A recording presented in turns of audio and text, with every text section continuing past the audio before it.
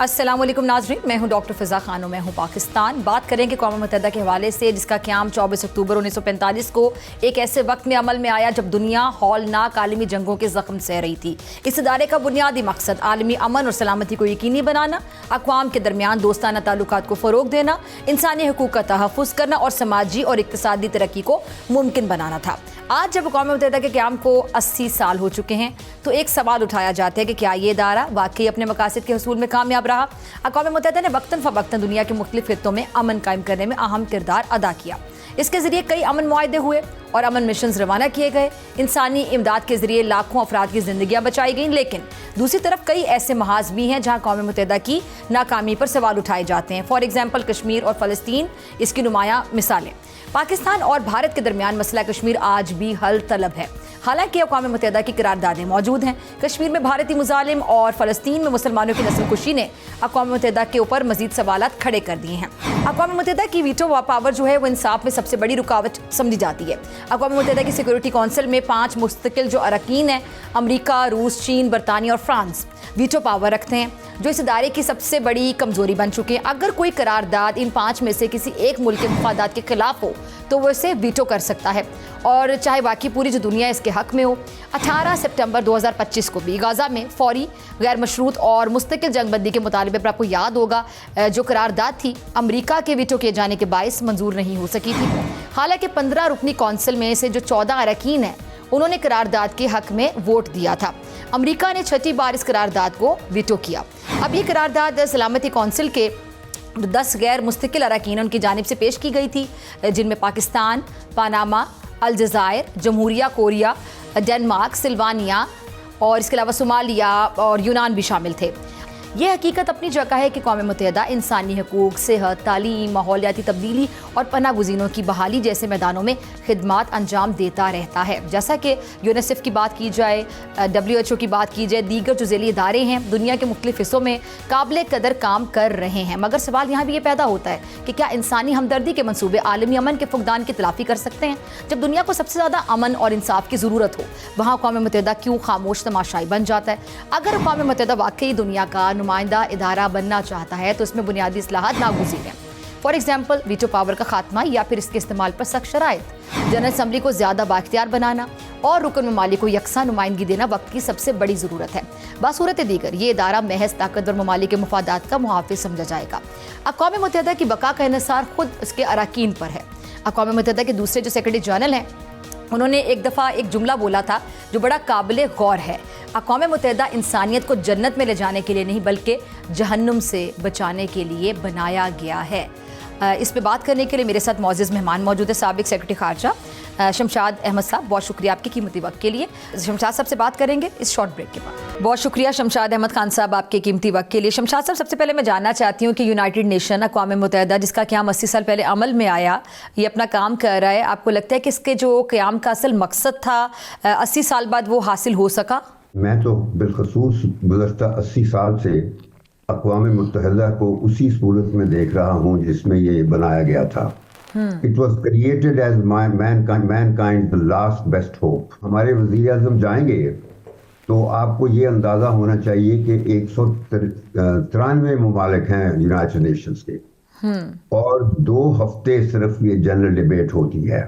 ستمبر میں یہ ٹیوزڈے سے شروع ہو کے 2 ہفتے ڈیبیٹ ہوتی ہے، تو ہارڈلی 5 سے 7 منٹ ہر ایک اسپیکر کو ملتے ہیں، اور چونکہ کئی لوگ اکثر نہیں آتے اور وہ لوگ ہوتے ہیں جن کے گھروں میں، ملکوں میں مسائل ہوتے ہیں، ان کے پاس اتنا وقت نہیں ہوتا کہ وہ آ کے یہ بنیادی طور پہ یہ جو یونائٹڈ نیشنز کا سیشن ہوتا ہے سالانہ، یہ کوئی ورکنگ سیشن نہیں ہوتا ہے، یہ تقریری مقابلہ، یہ ڈیبیٹنگ کلب سمجھ لیجئے۔ 2 ہفتے کے لیے حکمران آ کے اپنی اپنی تقریریں کر کے چلے جاتے ہیں، مگر ان کے لیے یہ ایک گلوبل کارنیوال کی حیثیت رکھتا ہے، ریسٹ اور ریکریشن کے لیے۔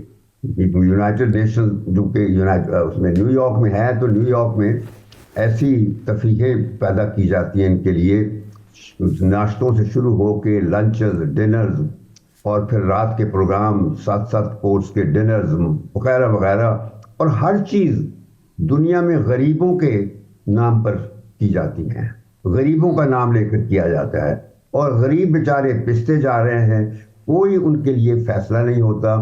اور جتنی ہر سال ریزولوشنز اڈاپٹ ہوتی ہیں ان سیشنز پہ, تو یہ جو ہوتا ہے سیشن, اس کی خصوصیت یہ ہوتی ہے کہ ہر حکمران جو آتا ہے وہ تقریر کرتا ہے, اور تقریر کے علاوہ جو اس کی انگیجمنٹس ہیں وہ آپس میں بائی لیٹرل ہوتی ہیں. اس کے لیے بھی یونائٹڈ نیشنز میں ہی کیوبیکلز بنائے ہوتے ہیں, اور وہ ایسے ہوتا ہے کہ 2-3 منٹ کی میٹنگ ہوتی ہے صرف فوٹو ایپ پیدا کرنے کے لیے. کیمرے مین بیٹھے ہوتے ہیں, وہ 2 منٹ آمنے سامنے بیٹھ کے تقریر کھنچوا لیتے ہیں, اور ان کے گھروں میں جو بھیجا جاتا ہے کوریج, اس کا مقصد یہ ہوتا ہے دنیا کو بتانے کی کہ بہت مصروفیت ہے وہاں, دنیا کے حکمرانوں سے ملاقاتیں ہو رہی ہیں, پاکستان کے مفادات ڈسکس ہو رہے ہیں, کشمیر کا مسئلہ حل ہو رہا ہے. اس بار اگر ہم بات کریں مسئلہ کشمیر کے حوالے سے ہمارے جو بھی پرائم منسٹر ہوتے ہیں وہ جا کے اس پلیٹ فارم پہ ہمیشہ آواز بلند کرتے ہیں. ہمارا ایک موقف جو کشمیر کو لے کر ہے وہ پیش بھی کیا جاتا ہے, اور اس بار زیادہ اہمیت کا حامل شاید اس لیے بھی ہے کہ ابھی انڈیا نے جو ایڈونچر کرنے کی کوشش کی, ہم نے اینٹ کا جواب پتھر سے دیا. اس سارے معاملے میں ٹرمپ صاحب نے خود سے یہ بات کی کہ وہ میڈیٹر کے طور پہ پیشکش کرتے ہیں کہ وہ میڈیٹر کا کردار ادا کر سکتے ہیں مسئلہ کشمیر کو حل کرنے کے لیے. تو آپ کو لگتا ہے کہ اس بار جو کشمیر کا معاملہ ہوگا وہ زیادہ بہتر طریقے سے ہائی لائٹ ہوگا؟ میں دیکھیے بدقسمتی سے میں ٹرمپ کو بالکل جس کو کہتے ہیں ٹرسٹ وردی میڈیٹر کبھی شمار کرتا نہیں, کبھی نہیں کیا میں. اس شخص نے اپنی پہلی ٹرم میں آ کے دنیا تہس نہس کر دی تھی, وہ میں بتا دیتا ہوں, ذرا سن لیجئے. آتے ہی سب سے پہلے جو کام کیا تھا ٹرمپ نے 2017 میں 16 میں چارج آیا تھا, 17 میں آتے ہی جو ایک اقوام متحدہ کی 5 پرماننٹ ریاستیں تھیں, بڑی طاقتیں جو 5 کہلاتی ہیں, تو انہوں نے پلس جرمنی, ان 6 ملکوں نے ایران کے ساتھ ایک نیوکلیئر ڈیل نیگوشیٹ کیا تھا. 8 یا 9 سال لگے تھے, یعنی کوئی 2005-6 سے شروع کر کے 2015 میں وہ معاہدہ طے ہوا تھا. اس نے اور بڑا زبردست معاہدہ تھا جس میں ایران نے یہ بتایا تھا کہ اس کا کوئی نیوکلیئر بم نہیں بنا رہا, اس کو اپنی پیسفل مقاصد کے لیے انریچمنٹ کی ضرورت ہے, ہر چیز طے ہو گئی تھی.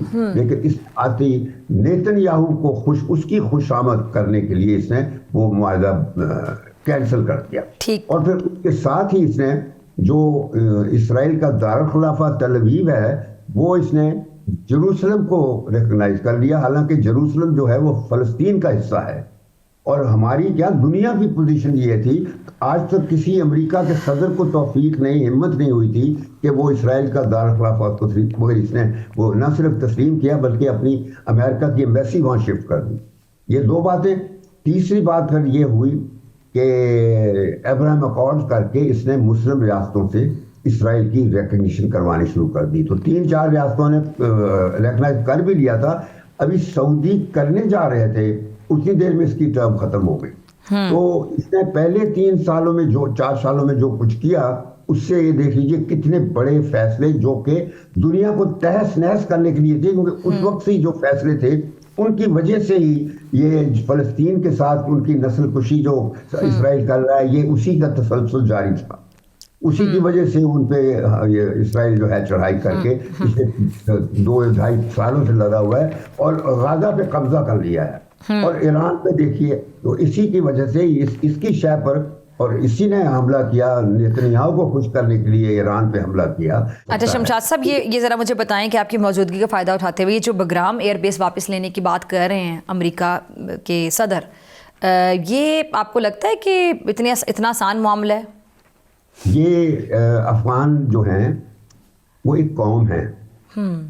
افغانستان ایک بڑی زبردست قوم ہوتی تھی, یعنی آج تک even Mongols could not conquer them. Mongols Baghdad تک پہنچ گئے تھے, مگر افغان قوم, افغانوں سے پہلے ایران تھی, بڑی جو امپائر تھی اس خطے کی ایران تھے. یہ پھر 17ویں صدی میں جا کے احمد شاہ ابدالی الگ ہو گیا تھا جب نادر شاہ کو مار دیا گیا تھا, تو پھر 2 ملک ہو گئے تھے, افغانستان اور ایران. یہ 2 قومیں ہیں, بلوچی اور افغانی. تو یہ جو باگرام ایئرپورٹ ہے 20 سال لگے تھے امریکہ کو وہاں سے اپنی جان چھڑانے میں. 9/11 کے بعد یہ آئے تھے افغانوں کو سزا دینے کے لیے 9/11 کی، حالانکہ 9/11 افغانوں نے کبھی نہیں کیا تھا. وہ تو بڑے سوفسٹیکیٹڈ پڑھے لکھے یونیورسٹیوں کے پڑھے لکھے لوگ تھے جنہوں نے پلان کیا تھا جو 9/11 تھا. تو وہ افغانستان پہ کر کے پھر بعد میں چونکہ کوئی ایگزٹ اسٹریٹجی نہیں تھی تو پھر پاکستان کو انہوں نے کہا تھا کہ بھی ہماری جان بچاؤ.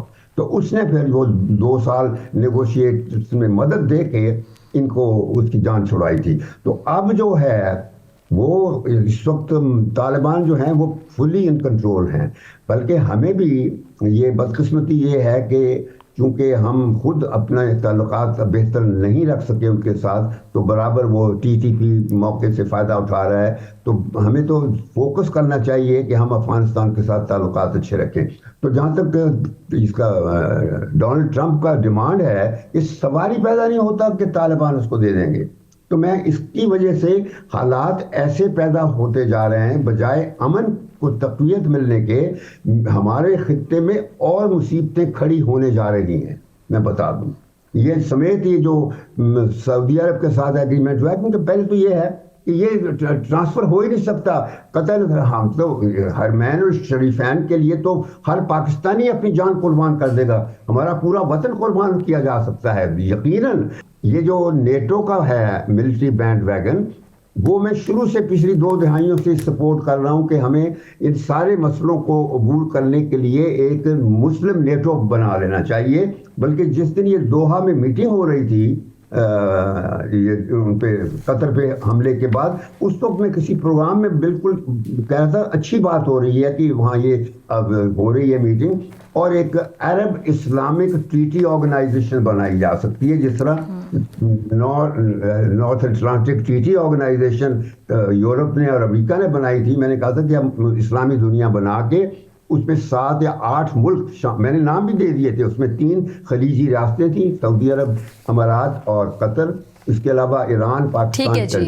ہم نے ہمیشہ ایران اور عربوں کے درمیان کبھی بھی کلیش نہیں آنے دیا اپنے تعلقات میں. یہاں ہم نے آ کے ایک یک طرفہ پہلے ایک اسلامک فورس سعودیوں نے بنائی تھی، اس کو بھی مسئلہ پیدا ہوا تھا، مگر ہم نے ایران کو رام کر لیا تھا اس وقت یہ کہہ کے کہ ہماری موجودگی اسلامک فورس کے سربراہ کی حیثیت سے راحیل شریف کی وجہ سے وہاں آپ کے خلاف کچھ نہیں ہونے دیں گے ہم. تو یہ اب جو ہو رہا ہے یہ کہنا کہ آپ پہ حملہ. چلیں سر، آپ کا پوائنٹ آ گیا، وقت کی کمی ہے. مجھے آپ کا شکریہ. جو ہے نا ہمارا کانسٹنٹ اس کو ایروڈ کر دیا گیا ہے بدقسمتی سے. ٹھیک ہے جی شمشاد صاحب، بہت شکریہ آپ کی قیمتی وقت کے لیے. ناظرین آپ سے ملاقات ہوگی بریک کے بعد. ویلکم بیک ناظرین. ریاض میں دستخط ہونے والا اسٹریٹجک باہمی دفاعی معاہدہ پاکستان اور سعودی عرب کے تعلقات کی تاریخ میں ایک انقلابی قدم ہے. ایک طرف جہاں عالمی افق پر باہمی طاقت کے نئے ستون نمودار ہو رہے ہیں، اور دوسری جانب پاکستان کی سیاست چیلنجز سے دوچار ہے. ایک طرف پاکستان تحریک انصاف ہے جو سیاسی اور عدالتی محاذ پر اپنی بقا کی جنگ لڑ رہی ہے، اور دوسری جانب حکومت ہے جو معیشت اور دہشت گردی کے گرداب سے نکلنے کے لیے ہاتھ پاؤں مار رہی ہے. یہ صورتحال دراصل اس بات کی نشاندہی کرتی ہے کہ ریاستی نظام داخلی طور پر شدید کھچاؤ کا شکار ہے. دنیا کی کامیاب جمہوریت میں اپوزیشن کی اصل طاقت پارلیمنٹ کے اندر ہوتی ہے، مگر PTI اپنی سیاست کو اس بنیادی سچائی سے کاٹ کر ایک علامتی احتجاج تک محدود کر رہی ہے. PTI نے پہلے قومی اسمبلی اور سینٹ کی قائمہ کمیٹیوں سے استعفوں کی مہم شروع کی، اور اراکین قومی اسمبلی کے بعد سینیٹرز کا استعفیٰ دینا بلا شبہ ایک علامتی دباؤ کی کوشش ہے. مگر سوال یہ ہے کہ کیا یہ دباؤ واقعی حکومت پر اثر انداز ہوگا، یا پھر یہ عمل محض خود PTI کے نقصان دہ ثابت ہو سکتا ہے. یوں لگتا ہے کہ PTI نے اپنے آپ کو ایک بند گلی میں دھکیل دیا ہے. اگر وہ استعفوں کے ذریعے حکومت پر دباؤ ڈالنا چاہتی ہے تو یہ حکمت عملی بارہا ناکام ہو چکی ہے. میں آپ کو یاد کروانا چاہوں گی 2014 کے دھرنے سے لے کر 2022 کے لانگ مارچ تک آپ یاد کریں، ہر بار وہ نظام کو ہلانے میں تو کامیاب ہوئے، مگر حکومت گرانے یا پھر اپنی مرضی کے نتائج لینے میں کامیاب نہیں ہو سکے. آج بھی وہ اسی طرح پرانی اسٹریٹجی کو دہرا رہے ہیں. تحریک انصاف 27 سپٹمبر کو پشاور میں عوامی جلسے کا اعلان کر چکی ہے، لیکن اس سے پہلے کی جو تحریکیں ہیں، احتجاجی کالز ہیں، ان کی ناکامی نے پارٹی کو کمزور کیا ہے، اور عوامی حمایت اب بھی بہرحال موجود ہے. مگر سوال یہ کہ کیا بار بار کے ناکام دھرنے اور جلسے عوام کو تھکا نہیں چکے؟ ملک میں دہشت گردی کا مسئلہ پھر آپ کو پتہ سر اٹھا رہا ہے، خاص طور پہ KPK کی بات کی جائے، وہاں پہ صورتحال زیادہ سنگین ہے، جہاں پہ TTP کی کارروائیوں میں گزشتہ 4 برسوں کے دوران نمایاں اضافہ ہوا ہے. دوسری جانب معیشت کی صورتحال بھی اطمینان بخش نہیں ہے. تجارتی خسارہ، حکومتی قرضے بڑھ چکے ہیں، اور ٹیکسٹائل برآمدات میں کمی نے صورتحال کو مزید گمبھیر بنا دیا ہے. پاکستان کی سیاست و معیشت ایک ہی وقت میں کئی محاذوں پر لڑ رہی ہے. तहरीक इंसाफ की हिकमत अमली तजादात से भरपूर है। आखिर इन तमाम मसाइल का हल कैसे मुमकिन होगा, इन्हीं पे बात करने के लिए मेरे साथ मौजूद मेहमान मौजूद है। इख्तियार वली खान साहब, बहुत शुक्रिया ज्वाइन करने के लिए। अमजद खान नियाजी साहब, आपका भी बहुत शुक्रिया वक्त देने के लिए। इख्तियार साहब, मैं आपसे शुरू करना चाहूँगी। इख्तियार साहब, सबसे पहले मैं बात करना चाहूँगी पाक सऊदी जो मुआहिदा है ये कितना अहम है, इस्लामी के इत्तेहाद का एक पहला कदम है, और ऐसे में जब मगरिब को भी जवाब देना बड़ा ज़रूरी था। फ़लस्तीन का मामला भी आपके सामने है, ग्रेटर इसराइल प्लान भी, फिर जिस तरह कतर पे जब हमला किया गया उसके बाद मुस्लिम ममालिक इस तरह के इत्तेहाद सामने आ जाने, इसमें सऊदी अरब, पाकिस्तान, और इसके साथ अब सुनने में आ रहा है कि और भी ममालिक इस इत्तेहाद में शामिल हो सकते हैं। तो ये जो मुस्लिम ब्लॉक की बातें होती थी उभर कर मुस्लिम ब्लॉक सामने आ रहा है। बिस्मिल्लाहिर्रहमानिर्रहीम। बहुत शुक्रिया फिजा बहन। बात ऐसी है ना कि ये जो एक स्ट्रेटेजिक मुआहदे का आपको नजर आ रहा है ना, ये सिर्फ एक मुआहदा नहीं है। इस अम्ब्रेला के नीचे बहुत कुछ है। इसके नीचे आपकी एक बढ़ती उठती और तवाना मईशत दिखाई दे रही है। आप इस वक्त एक होता है ना, मैं आपको थोड़ा सा इस तरह डिस्क्राइब कर दूं कि जैसे एक बंदा होता है वो अपने अपने हलके में पॉपुलर होता है, उसके बाद फिर वो अपने सूबे में पॉपुलर होता है, फिर वो मुल्क में पॉपुलर होता है। बात अब सिर्फ मुस्लिम उम्मा की इमामत की नहीं है। इस वक्त वजीर आजम शहबाज शरीफ पे और पाकिस्तान पर पूरी दुनिया की नजरें लग चुकी हैं। ये जो मुआहिदा हुआ है, आपको मैं थोड़ा सा बैकग्राउंड में लेके जाऊंगा। 1998 में जब लोगों ने इस पर सवाल उठाए, फिर उसके बाद मुशर्रफ का दौर आया, फिर उसके बाद ये दोबारा इस पे काम शुरू हुआ कि हमने ये मुआहिदे मुस्लिम ममालिक के साथ करने हैं।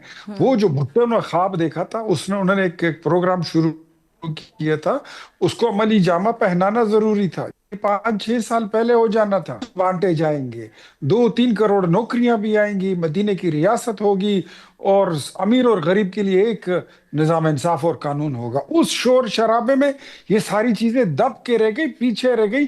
पाकिस्तान की इकोनॉमी और पाकिस्तान का डिप्लोमेटिक सफर जो है वो डिरेल हो गया। तो आज जो मुआहिदा आपने किया है, वजीर आजम शहबाज शरीफ इस वक्त सिर्फ पाकिस्तान के नहीं, मुस्लिम उम्मा के, वो पूरी दुनिया में एक हीरो की तरह वो उभर कर आए हैं। फील्ड मार्शल आसिम मुनीर साहब जो इस वक्त जिस पोजीशन पर है, मेरे ख्याल में वो शोहरत, इज्जत की और वकार की बुलंदियों पर है। ये जो कॉम्बिनेशन दोनों की बनी है, ये बड़ी बेहतरीन कॉम्बिनेशन है, और इसकी कंटिन्यूएशन अभी होगी। आपने जैसे सवाल किया, इसमें कई मुल्क जो हैं वो शामिल होने के लिए अपनी ख्वाहिश का इजहार कर चुके हैं, और वो इसमें शामिल भी होंगे। इवन सिर्फ मुस्लिम नहीं, नॉन मुस्लिम ममालिक में से एक मुल्क ने भी अपनी शमूलियत का इजहार किया है।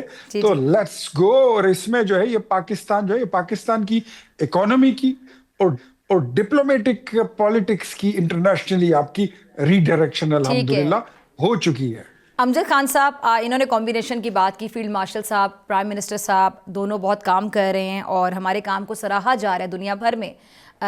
ये आप लोग भी एक कॉम्बिनेशन की बात करते थे, इस कॉम्बिनेशन को कैसे देखते हैं? मुझे याद है कि जब इमरान खान साहब और जनरल कमर जावेद बाजवा साहब जब तनकीद की जाती थी कि आप लोग एक पेज पर हैं, तो आप लोग कहते थे कि एक पेज पर होना बहुत अच्छी बात है। सियासी जमात जो कि हुकूमत में है और अस्करी लोगों का एक पेज पे होना बहुत अच्छी बात है। अब आजकल आप बहुत तनकीद करते हैं जब कॉम्बिनेशन की बात की जाती है, तो आप लोगों में इतना जो चेंज आया उसकी वजह क्या थी? मेरी बात, क्योंकि आपका एक सवाल कम्प्रिहेंसिव मांग रहा है। पहली बात तो ये है कि जब हम थे तो उस वक्त आपने देखा होगा मईशत किस पोजीशन में थी। 6% पे हम ग्रोथ रेट था हमारा। उस वक्त आपके रिजर्व कितने थे? आपकी टेक्सटाइल कहाँ खड़ी थी? आपकी सीमेंट इंडस्ट्री कहाँ थी? तो सर, आप लोगों के दौर में माज़ा के साथ सबसे ज्यादा वजीर खजाना ही तब्दील हुए थे। मेरी बात सुन लेना, जब अपना मेरा जवाब ले लें। जी प्लीज। तो मैंने इसलिए कहा था कि मुझे जवाब देने दीजिए, फिर आप सवाल करें अगला। देखिए उस वक्त मईशत कहाँ खड़ी थी। अभी ये पीडीएम 1, 2 और 3 डॉलर कहाँ पे है? तेल इंटरनेशनल मार्केट में कितना है? ये हमें कितने में दे रहे हैं? हमारे वक्त में कितना था? अच्छा, अगर ये बैसाखियों पे ना हो तो इनकी जाती मुझे 1% कोई कारकर्दगी दिखा दे कि इन्होंने इस फील्ड में काम किया है। हर इदारे को जो है वो जो है उसका निजाम जमीन बोस हो चुका है। कितने इदारों को देख, इलेक्शन कमीशन देख लें, अदालतें देख लें, कौन सा, अच्छा पार्लियामेंट देख लें, कौन सा ऐसा इदारा है जो अपना किरदार अदा कर। اچھا معیشت کی بات کریں، آج کیا ڈالر بہتر ہے؟ کیا آج کسان جو ہے وہ پنجاب کا ہو جو سیلاب میں ڈوب چکا ہے ان کے نکمے پن سے، مجھے بتائیں کیا اس کو وہ سہولیات دی جا رہی ہیں؟ کیا اس کو، میں تو خود گیا ہوں، آپ چلی جائیں وہاں پہ دیکھیں، نہ لوگوں کو راشن مل رہا ہے، نہ لوگوں کو ٹینٹ مل رہا ہے، ٹینٹ ابھی تک اتنے دنوں میں نہیں ملے تو کب ملیں گے؟ اچھا، نہ ان کے جانوروں کو چارہ دیا جا رہا ہے۔ اچھا، اس کے علاوہ آپ ٹیکسٹائل انڈسٹری، میں نے پہلے بیان کی، انڈسٹری تو زیرو بٹن اختیار زیرو صاحب آپ ہے۔ کچھ کہنا چاہ رہے ہیں آپ، اگر آپ کی اجازت ہو تو جی اچھا اختیار میں ایک منٹ، ایکسپورٹ مجھے بتا دیں، ایکسپورٹ ہماری کتنی ہے؟ چلے اختیار صاحب سے پوچھتے ہیں نا، اختیار صاحب کچھ کہنا چاہ رہے ہیں۔ اچھا اختیار بھائی جی اختیار ولی میں صاحب، نیازی صاحب امجد بھائی کی باتیں سن رہا ہوں، آپ نے سوال جو کیا ہے وہ حرام ہے جو اس طرف آ جائیں، وہ اس کا جواب نہیں دیں گے، یہ کبھی چارے کی بات کریں گے، کبھی مطلب بات ہو رہی ہے انٹرنیشنل پالیٹکس کی، بات ہو رہی ہے پاکستان کی وقار کی، بات ہو رہی ہے جب آپ نے کہا تھا اپنے دور حکومت میں آنے سے پہلے کہ ہم گرین پاسپورٹ کی عزت بڑھائیں گے، آپ نے کہا تھا کہ ہم قرضے نہیں لیں گے، قرضے دگنے کر کے گئے، پاسپورٹ کی قدر نیچے آ گئی، کرپشن کی ریشو جو ہے وہ اوپر چلی گئی، پاکستان کی عدلیہ کی ریٹنگ جو ہے وہ نیچے آ گئی، یہ آپ کی پرفارمنس تھی۔ سر پیٹرول کی بات آپ کرتے ہیں، یار اللہ آپ کو خوش رکھے امجد بھائی، ذرا چیک کر لیں، 65 روپے کا پیٹرول تھا اور آپ نے 40 روپے میں دینے کا وعدہ کیا تھا، اگر ایک دن آپ کی حکومت میں پیٹرول 40 روپے کا بکا ہو، مجھے کل سے آپ ٹی وی پہ نہیں دیکھیں گے۔ آئی challenge you all of you party, میں سب کو چیلنج کرتا ہوں، بجلی کے یونٹ 5 روپے کا تھا اور آپ نے کہا تھا ہم 2 روپے میں دیں گے، اگر ایک دن بھی آپ نے 2 روپے کا یونٹ دیا ہو بجلی کا، میں کل سے استعفیٰ میں آج سے دے دوں گا، سیاست نہیں کروں گا۔ آپ نے یہ بھی کہا تھا کہ ہم خودکشی کر لیں گے، ہم قرضہ نہیں لیں گے، کیا کیا؟ پاکستان کا قرضہ دگنا کر دیا، اور ڈپلومیٹکلی آج جس سعودیہ کے ساتھ دیکھیں، عزت اللہ سب کو دے دیتا ہے، اس کو سنبھالنا بڑا مشکل ہوتا ہے۔ آپ کے لیڈر کو سعودیہ نے پاکستان کے ساتھ محبت اور دوستی میں اپنا جہاز دے دیا تھا، یہی محمد بن سلمان تھا، لیکن پھر آپ کے لیڈر نے اس جہاز میں بیٹھ کے کیا کیا باتیں کی، کیا کیا نقلیں اتاری، شکلیں بنائی کہ اڑتے ہوئے جہاز کو ان کو واپس موڑ کے لانا پڑا اور واپس اتار دیا کہ اپنا جہاز کرو۔ یہ ڈپلومیٹک، یہ آپ کی یہ سفارتی تعلقات تھے۔ ترکیہ آپ کے ساتھ نہیں بیٹھ رہا تھا، چائنا نے آپ کو گڈ بائی کہہ دیا تھا، یو اے ای آپ کے ساتھ نہیں بیٹھ رہا تھا، قطر آپ کے ساتھ نہیں بیٹھ رہا تھا، کون تھا دنیا میں کسی ایسے ملک کا؟ مودی کو آپ کا لیڈر کالیں کرتا تھا اور وہ مس ہو جاتی تھی، وہ مس کالیں یاد ہے آپ کو؟ امریکہ کے ساتھ آپ کے تعلق نہیں تھے، کسی کے ساتھ نہیں تھے۔ آج نام لے لیں کسی ملک کا، پوری دنیا میں آپ کو انوائٹ کرتا ہوں، چیلنج کرتا ہوں، میں آپ کو انوائٹ کرتا ہوں، کسی ملک کا نام لے لیں جس کے ساتھ ہمارے تعلق اچھے نہیں ہوں۔ ساری دنیا اس وقت پاکستان کے گرد جمع ہو رہی ہے، پوری دنیا اس وقت فیلڈ مارشل اور آپ کے وزیر اعظم کے اگینسٹ جو ہے وہ ان کے ارد گرد گھوم رہی ہے، لوگ جا کے اٹھ کر سلام کرتے ہیں، اور آپ وہی، میں آپ کو بات بتاؤں، آپ ذرا تھوڑا سا میرے خیال میں ذرا یہ اگر آپ حالات کو بھانپ لینا تو پاکستان کا جہاز اتنی تیزی سے اوپر چلا گیا ہے کہ آپ نیچے پلیٹ فارم پہ ایسے ہی رہ گئے ہیں، آپ کی ٹرین بھی چھوٹ گئی، آپ کا بس بھی چھوٹ گئی ہے۔ اب اس شور شرابے میں اور اس ترقی کے منزل میں، یہ ترقی کے سفر میں آپ کا فارم 45 اور 47 کوئی نہیں سن رہا، اس پہ کسی کی دلچسپی نہیں ہے۔ آپ ابھی اذانے دیں بے وقت، یا اپنا وہ مشن کیا پتہ نہیں کون سا تھا، کل تو آپ کی اپنی پارٹی نے اس کا ستیہ ناش کر دیا نا، نور، ایسے نام رکھ دیا تھا آپ لوگوں نے۔ اب ان باتوں پہ کوئی مشن نور، ان چیزوں پہ اب کسی کا کوئی دلچسپی نہیں ہے، اب لوگوں کی دلچسپی پاکستان میں ہے۔ اچھا میں آپ کی طرف آنا چاہوں گی، امجد صاحب بڑے تحمل سے آپ باتیں سن رہے ہیں، اختیار ولی خان صاحب کی کوئی کامنٹ کرنا چاہیں وہ بھی کیجیے گا۔ دوسرا جو 27 سپٹمبر کو پشاور میں جلسہ کیا جا رہا ہے، شیر افضل مروت صاحب جو کافی پریڈکشنز کرتے ہیں، انہوں نے کہا کہ جلسہ کبھی کامیاب نہیں ہوگا۔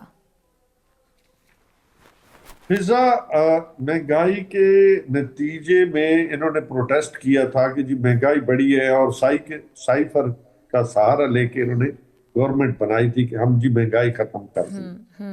آج ڈیلی کے فگر اٹھا لیں، ڈیلی کا 25 ارب روپیہ لے کے قرضہ جو ہے یہ گورنمنٹ چلا رہے ہیں، یہ ان کی معیشت کی ٹوٹل سچائی ہے۔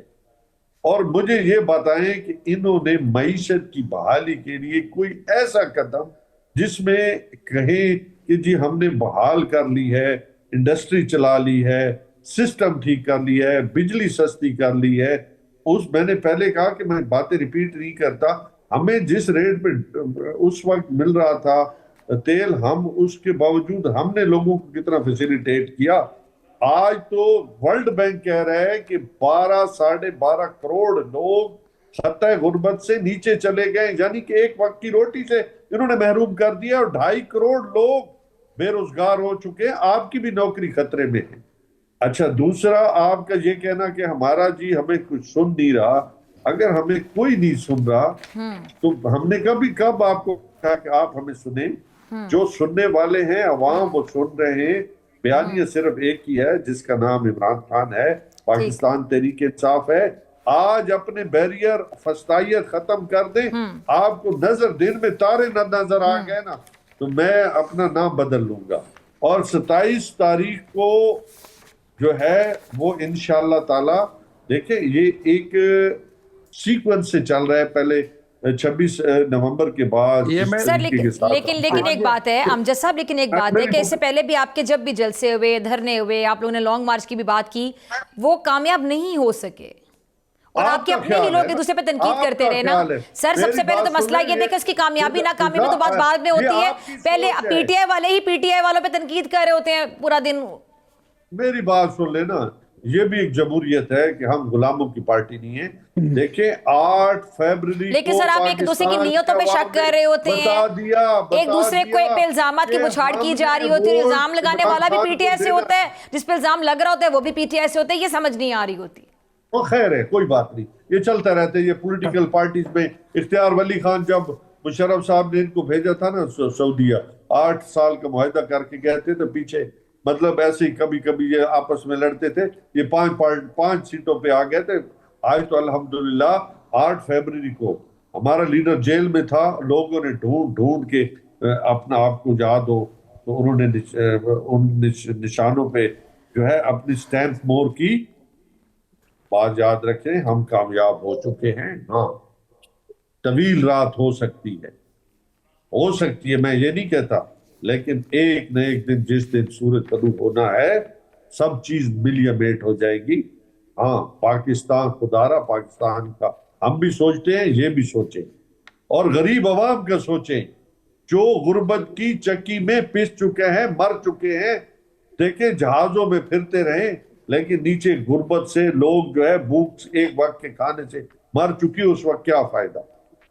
اگر یہ مخلص ہوتے تو یہ ہم نے ہر دفعہ موقع دیا کہ بیٹھیں، لیکن انہوں نے ہمارے مذاکرات کو ہماری کمزوری سمجھا. ہم نے ہمیشہ کوشش کی پاکستان آگے کی طرف بڑھے. آج بھی ہماری کوشش یہ نہیں ہے کہ ہم ٹانگیں کسی کی کھینچنے کے چکر میں ہیں. ہم پروگریسو پارٹی ہیں، ہم جمہوری پارٹی ہیں کہ تھارسس کرتے ہیں، ڈیبیٹ کرتے ہیں. لیکن افسوس بات ہے کہ ہم نے ان کے اوپر وہ کام نہیں کیے تھے. آج ہم پہ، میں سمجھتا ہوں ہم میں سے کوئی محفوظ نہیں ہے. اگر وہ گھر کی چھت پہ کھڑا ہوتا ہے تو دہشت گردی کا پرچہ، گھر کے باہر کھڑا ہوتا ہے تو سر یہ اختیار ولی خان صاحب، ٹھیک ہے اختیار صاحب، یہ اب تحریک انصاف کے جلسے سے تو ان کو بہت امید ہے، انہوں نے کہا ہمارے جلسے پہلے بھی کامیاب ہوئے ہیں بلکہ ہم کامیاب ہو چکے ہیں. استعفوں سے کیا نکالنا چاہ رہے ہیں پی ٹی آئی والے؟ کیا یہ ایک ایسا پریشر ٹیکٹک ہے کہ حکومت پہ دباؤ ڈالا جائے گا؟ مجھے یاد ہے جب انہوں نے خود استعفیٰ دے دیا تھا خان صاحب نے اسمبلیوں سے، تو پھر ایک دوسرے پہ تنقید چل رہی تھی کہ یہ نہیں کرنا چاہیے تھا. لابنگ تھی، گروپنگ تھی. ایک گروپ کہتا تھا کہ انہوں نے خان صاحب کو مشورہ دیا، انہوں نے دیا. وہ بھی سیاستدان، آپ کو پتہ ہے تمام بڑے سینئر ہیں، ہمارے پروگرامز میں بھی آتے ہیں. تنقید کرنے والے بھی پی ٹی آئی سے تھے، جن پر تنقید ہو رہی تھی وہ بھی پی ٹی آئی سے تھے. تنقید چھوٹا لفظ سے الزامات لگائے جاتے ہیں کہ فلاں نے یہ اس لیے کر دیا، فلاں نے اس لیے کر دیا. ایک دوسرے کی نیت پر شک کیا جا رہا ہوتا ہے. اب یہ کیا چل رہا ہے؟ دیکھیں میں آپ کو ایک بتا دیتا ہوں. ایک تھی پی ٹی آئی، کبھی ہوا کرتی تھی، اب P T I C T I نہیں ہے. نہیں سر، ایک جماعت تو ہے نا. دیکھیں میری اختیار صاحب ایک بات ہے کہ پی ٹی آئی ایک جماعت ہے، بڑی تعداد میں ابھی بھی لوگ ان کو فالو کرتے ہیں. میں بتاتا ہوں آپ کو، جتنی تعداد موجود ہے نا، یہ دعا دیں جنرل فیض کو یہ اس کی باقیات کی وجہ سے یہ اتنا کچھ ان کا خیبر پختونخوا سے نکل آیا، ورنہ آج مولانا صاحب یہ بات نہ کر رہے ہوتے۔ Muslim League Noon, J U I, A N P, Peoples Party کا مینڈیٹ چرا کر انہوں نے خیبر پختونخوا میں اپنی تیسری بار حکومت بنائی ہے۔ ان کے پاس کوئی آرگینک مینڈیٹ نہیں ہے۔ دوسری بات میں آپ کو یہ بتاؤں کہ یہ پاکستان کو ٹوٹنے کے نہج پر چھوڑ کے گئے ہیں۔